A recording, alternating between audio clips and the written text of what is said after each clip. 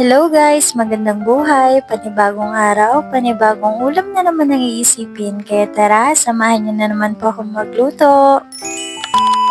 At for today's ulam natin guys, ay hindi na tayo magagastos at hindi na tayo bibili sa palengke dahil marami po nito dito sa amin. Nandito lang po siya sa bukid. Libre lang ito guys, kaya nakatipid na naman tayo ng ulam for today's video. Nagkusa na nga rin po pala si Josawa dyan na siya na lang ang mag-prepare at magluto ng aming ulamin ngayon. Dahil nga po marami rin akong gagawin ngayong araw na to dahil busy rin ako sa mga gawaing bahay. Ang sarap lang talaga sa pakiramdam na meron kang partner na hindi ka niya papabayaan na mahirapan sa mga gawain. Kaya lagi kong pinagpapasalamat sa Diyos na binigyan niya ako ng ganitong partner. Thank you Lord. Dito na nga rin po pala siya nagluto sa labas dahil mas makakatipid po kami sa gasol. Dito nga po ay nagisa na siya ng bawang sibuyas at luya at ginisa na rin po yung pangsahog na konting garne. At habang nagluluto naman po si Josawa at pahapyaw-hapyaw ko siyang binivideo ay eto na naman ako, todo kuskus na naman po dito sa CR. Halos katatapos ko nga lang pong naglaba dyan at eto na naman ang babaeng ito dahil nga po every weekend din ako naglilinis dito sa CR. At habang todo kuskus nga po ako sa CR guys, ay tinawag na naman ako ng aking Josawa dahil nailagay niya na daw po yung kangkong. Hindi ko na nga rin po pala na-videohan guys, pero dito naglagay na po siya ng oyster sauce, toyo, paminta at konting betchin. Pinakuloan niya lang po ito saglit bago niya po ito nilagyan ng asukal. At ayan na guys, malapit na po siyang maluto.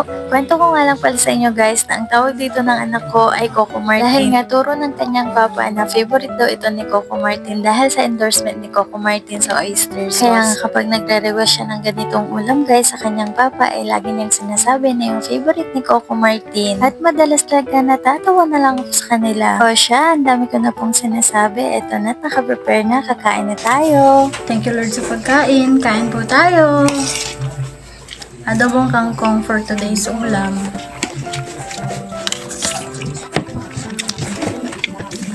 Sarap talaga, malutong siya. Crunchy niya. Ito guys, masarap sa kangkong.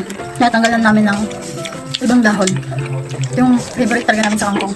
Umatang kayo. Anong tawag Kasi yan? ang crunchy. Coco Martin. Ano? Sarap guys.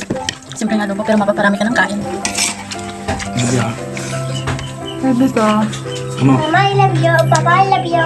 Gabi I na. love you to. I love you po. Ulam tayo ng fish. Opo. Thank you. Gabi na. Ano na gabi ako? I love you to.